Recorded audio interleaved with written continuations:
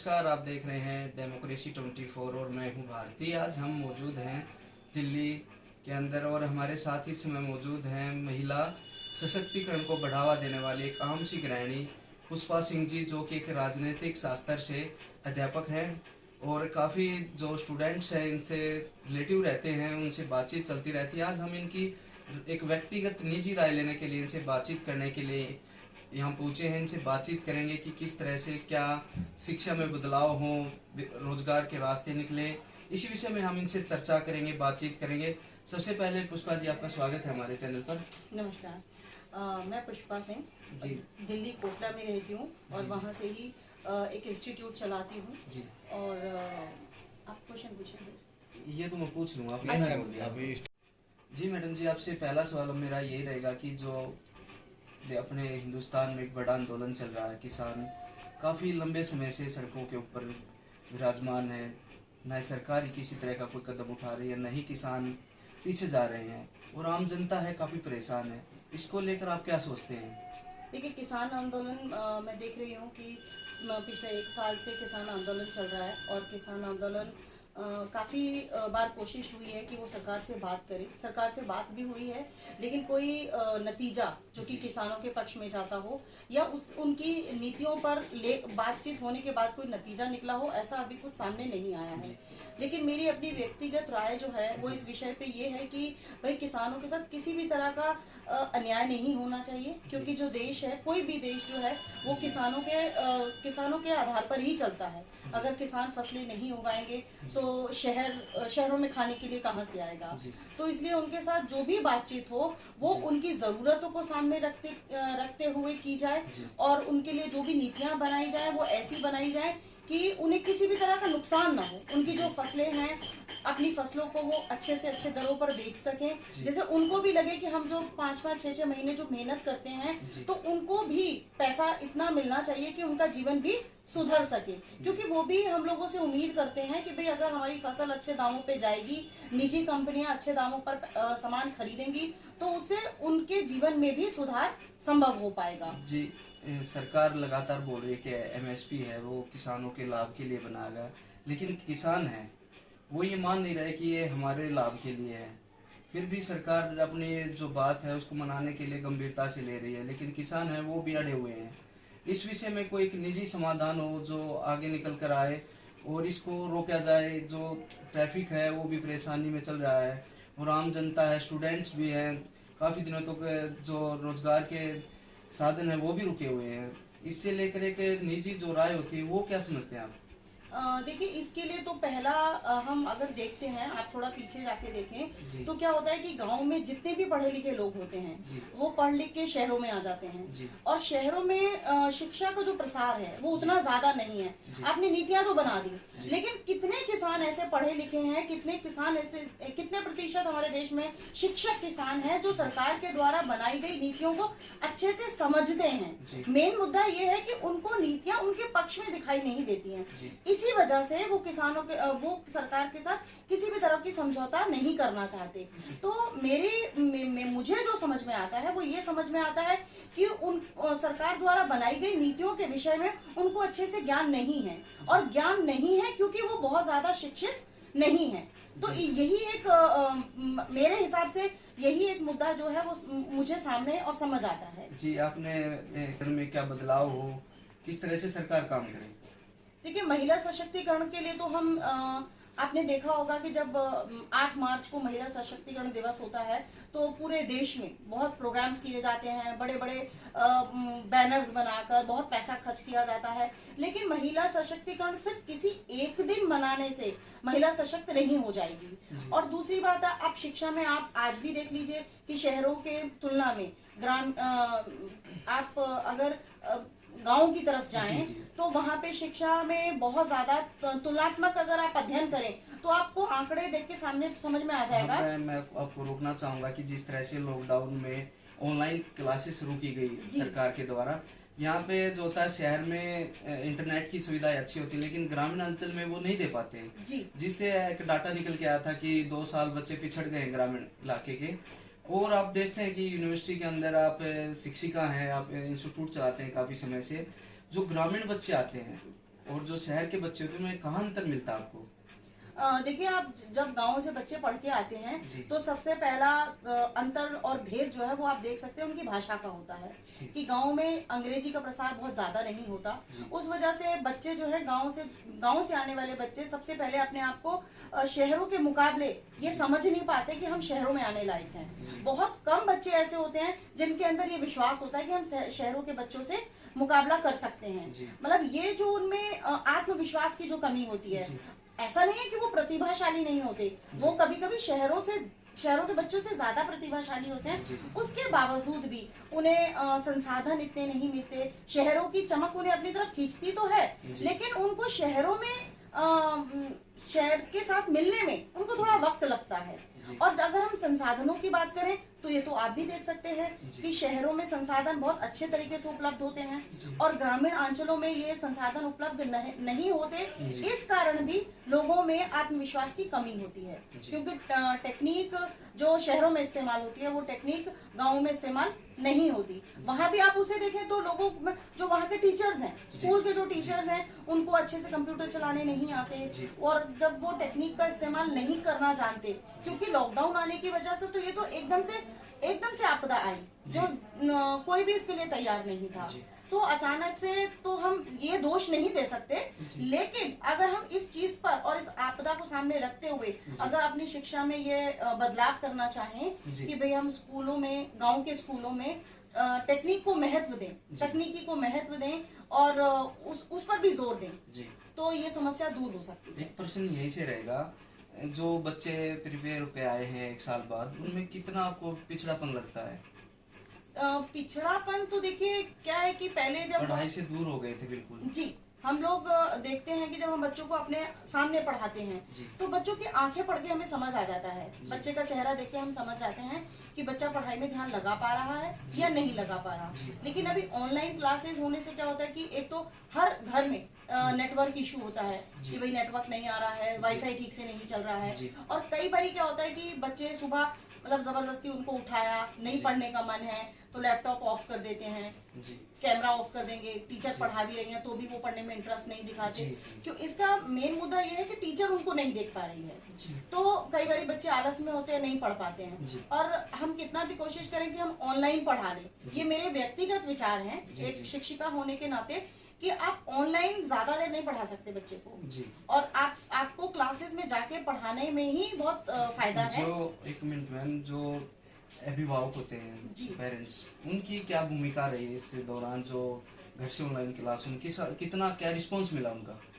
देखिए उनकी भूमिका का जो फैलाव क्षेत्र है वो ज्यादा बढ़ गया है। जी। क्योंकि पेरेंट्स को क्या होता है कि बहुत सारे पेरेंट्स कमाने जाते हैं, वर्किंग हैं, तो बच्चों पे ध्यान नहीं दे पाते। लेकिन अभी लॉकडाउन में ऐसा हुआ कि वो भी बहुत सारे लोगों की नौकरियां चली गई, तो एक तो वो फ्रस्ट्रेशन था, दूसरा बच्चों का प्रेशर भी आया।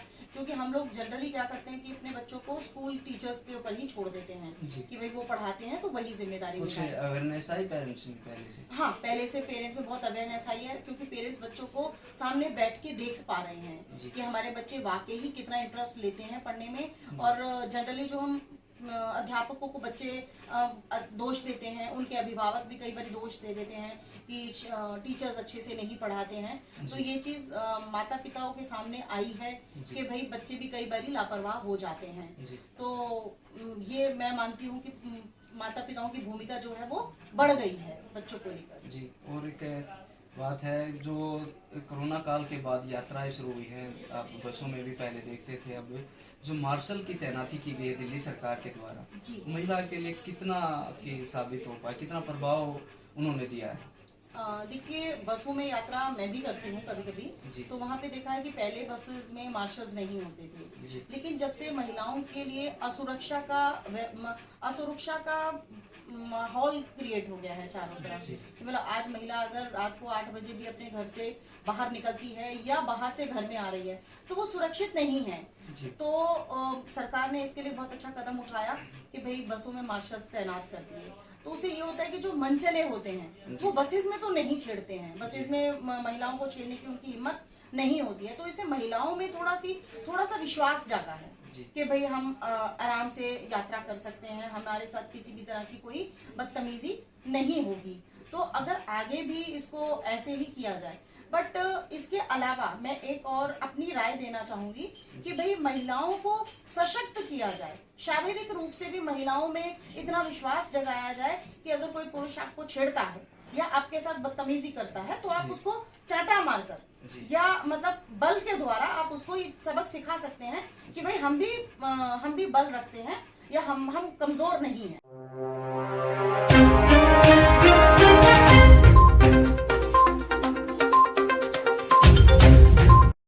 मैं चाहूँगा कि जो शिक्षा प्रणाली हमारे भारतवर्ष की है, जी जो बच्चे हैं, स्टूडेंट हैं, उनमें किस तरह से सुधार किया जाए कि वो शिक्षित हो जाते हैं, डिग्री कर लेते हैं, मास्टर डिग्रीज हो जाती है, लेकिन बेरोजगारी बढ़ती ही जा रही है। देखिए, आपने बहुत अच्छा प्रश्न किया है। वैसे आप पिछले 7-8 सालों से देख रहे हैं कि दिल्ली सरकार ने बहुत अच्छे रिफॉर्म्स किए हैं शिक्षा में। मनीष सिसोदिया जी ने बहुत सारे नए रिफॉर्म्स किए हैं शिक्षा प्रणाली में। उन्होंने अभी तक जब हम भी स्कूल में पढ़ते थे तो सिर्फ डिग्री की शिक्षा पर ज्यादा जोर दिया जाता था, लेकिन अभी पिछले मैंने 2-4 सालों से ये महसूस किया है फर्क कि भाई बच्चों में जो प्रतिभा है उस प्रतिभा को आगे लाया जाए। हर बच्चा एक जैसा नहीं होता, कुछ बच्चों को पढ़ने में बहुत शौक होता है तो कुछ बच्चों को चित्रकारी करने में बड़ा शौक है, तो वैसे ही जो उनकी प्रतिभाएं हैं, उनमें जो टैलेंट छुपा हुआ है उस टैलेंट को आप आगे लेकर आए और वही टैलेंट जब वो स्किल्ड हो जाएंगे, जब वो दक्ष हो जाएंगे अपने काम में, तो उनके लिए वैसे प्लेटफॉर्म्स तैयार किए जाएं कि जब बच्चे ग्रेजुएट होके पोस्ट ग्रेजुएट होके निकले तो उनके लिए नौकरियां पहले से तैयार हो। क्योंकि सिर्फ डिग्री के आधार पर वर्तमान में कहीं पे भी आपको नौकरी नहीं, आधार पर रोजगार मिले, स्किल के आधार पर रोजगार मिलना चाहिए। और हमारी शिक्षा प्रणाली में यही होना चाहिए कि जब बच्चे पढ़ के निकले तो उनको आसानी से रोजगार मिल सके। मतलब उनमें ये बात बहुत निराशा पैदा करती है कि बीए और एमए करने के बावजूद भी वो रोजगार नहीं पाते, तो वो शिक्षा को लेकर काफी उदास हो जाते हैं। जी। अब टोक्यो ओलंपिक अभी समाप्त हुआ है, हमारे जो खिलाड़ी थे उन्होंने बहुत अच्छा प्रदर्शन किया, अच्छी तरह से उन्होंने पदक भी जीते, पैरा ओलंपिक में भी अच्छा एक प्रदर्शन मिला है और महिलाओं की अच्छी भागीदारी रही है जी। इसको लेकर आप क्या सोचते हैं? देखिए, ये तो बहुत खुशी की बात है। मैं और एक महिला होने के नाते तो मेरे लिए बहुत ज्यादा खुशी की बात है, और उससे भी ज्यादा खुशी की बात मेरे पूरे देश के लिए है कि महिलाओं का जो प्रदर्शन है, बहुत गरीबी में रहने के कारण जो लोग ये कह देते हैं कि हमारे पास संसाधन नहीं है, तो देखिए वो जो महिलाएं आगे आई हैं, अगर आप उनकी जीवन चरित्र को उठाकर देखें और उनकी जीवनियों को अगर हम पढ़ने का प्रयास करें तो वो भी कोई बहुत संसाधन पूर्ण समाज से नहीं आई है, जहाँ उनके पास बहुत संसाधन हो, गरीबी से निकल के गरीबी से संघर्ष करके वो आगे निकली हैं। तो ये तो मैं नहीं कहूंगी कि भाई जिनके पास संसाधन नहीं है और वो अपनी प्रतिभा को नहीं निखार सकते, लेकिन हमारे देश के लिए, हम महिला वर्ग के लिए ये बहुत खुशी की बात है। और इस प्रदर्शन को देखते हुए मैं ये कहना चाहती हूँ कि महिला सशक्तिकरण पर, महिला शिक्षा पर बहुत जोर दिया जाना चाहिए, जिससे कि जो महिलाएं आगे आना चाहती हैं उनको एक सपोर्ट मिले, एक सपोर्ट सिस्टम तैयार हो उनके लिए, और वो अच्छे से अच्छा प्रदर्शन कर सकें, अपने जीवन शैली को अच्छा बना सकें, और जब उनकी जीवन शैली अच्छी होगी तो राष्ट्र भी विकास की तरफ जाता जाएगा। जी, किस तरह के बदलाव चाहते हैं महिलाओं की शिक्षा प्रणाली में भी? देखिए, महिला शिक्षा, अगर महिला पूरी शिक्षित हो तो उसमें क्या सुझाव और क्या बेनिफिट रहेंगे? देखिए, महिला सशक्तिकरण की अगर आप बात करते हैं और महिला सशक्तिकरण में बहुत सारे विषय आ जाते हैं। अभी कुछ दिन पहले की ही मैं आपको एक बात बताना चाहूंगी। मैं यात्रा कर रही थी, हरियाणा की साइड गई थी, तो वहाँ पे क्या हुआ कि एक बस में एक महिला भी यात्रा कर रही थी, तो क्या हुआ कि बस में भीड़ बहुत ज्यादा थी और जो सीट महिलाओं के लिए आरक्षित होती है उस पे 2 पुरुष बैठे हुए थे, और शायद वो महिला शिक्षित नहीं थी, तो उन्होंने उन पुरुषों को नहीं कहा कि भाई ये मेरी सीट है, आप मुझे दीजिए। तो देखिए, ग्रामीण क्षेत्र में महिलाओं की शिक्षा पर उतना जोर आज भी नहीं है, और शहरों में वो आप देख सकते हैं कि शहरों में माता पिता जो हैं अपनी बेटियों को पढ़ने के लिए स्कूल भेज रहे हैं। शहरों में बहुत जागृति आई है, जो जागृति गाँव में अभी तक नहीं पहुंची है। तो गाँव में ज्यादा मतलब हमें मेहनत करने की जरूरत है कि हम मेहनत करें। दिल्ली में भी ऐसी बहुत सारी जगहें ऐसी हैं जहाँ पे कि पेरेंट्स जो हैं वो बेटियों को, अगर कभी भी आपने देखा होगा, हम परिवारों में जहाँ गांव से आते हैं या शहरों में भी, कि अगर कभी परिवारों में आर्थिक तंगी आ जाती है ना, तो सबसे पहले बेटियों की शिक्षा बंद कराई जाती है।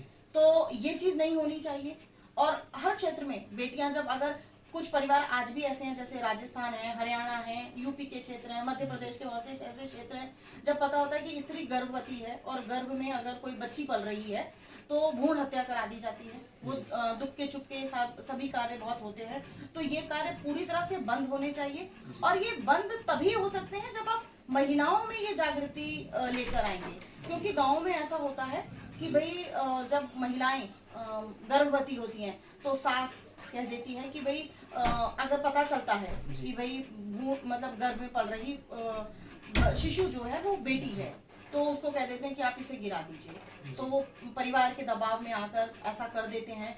तो ये चीज बहुत खराब है, नैतिक अत्याचार। ये नैतिक मतलब ये नैतिक स्तर पर अच्छी बात नहीं है। तो आप हर तरह से देखें तो मैं यही कहना चाहती हूँ, जो मैंने देखा है कि भाई आप महिलाओं में जागृति लेके आइए। आपका कोई भी नियम, कोई भी कानून काम तभी करेगा जब महिलाओं में जागृति हो।